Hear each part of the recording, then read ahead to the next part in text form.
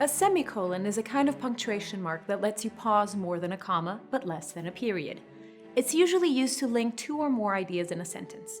But these ideas need to be able to stand on their own. We call them independent clauses for that reason. For example, I enjoy visiting New York. I love living in London. If we wanted to, we could make these independent clauses into separate sentences. I enjoy visiting New York, period. I love living in London, period. Both of those sentences can stand on their own, but when we join them together with a semicolon, we can better feel how the two ideas are linked.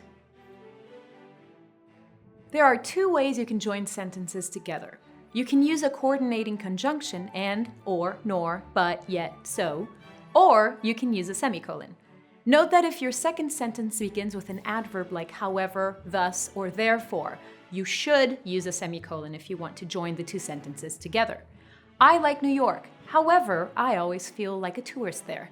If you try to use a comma instead, you'll wind up with a comma splice. And if you leave out the punctuation altogether, you get a run-on sentence. Both of those are very uncomfortable for the reader. Herman Melville opens Moby Dick with liberal use of the semicolon.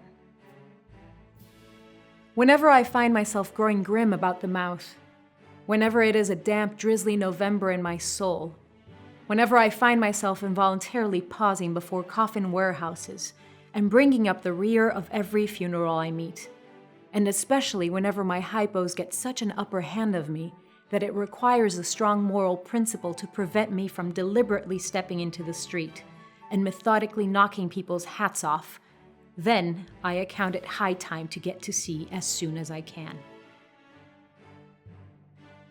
Melville could have written this using periods, but it would have felt quite staccato and choppy. Or he could have used commas, but that would speed up the pace and wouldn't allow the impact of each clause to sink in.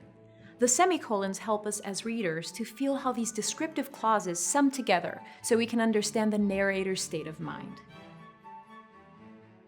There's another use of this punctuation mark that has nothing to do with joining sentences together. Semicolons can be used to separate items in a list, especially if the items in the list contain commas. We sometimes call this use a supercomma.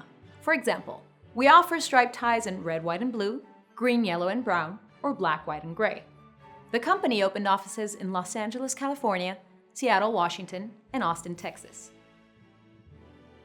If your writing only consists of very short sentences, consider using the semicolon. It can help your writing be more fluid and your ideas more connected.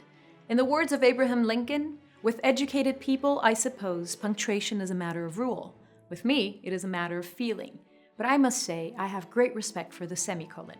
It's a useful little chap.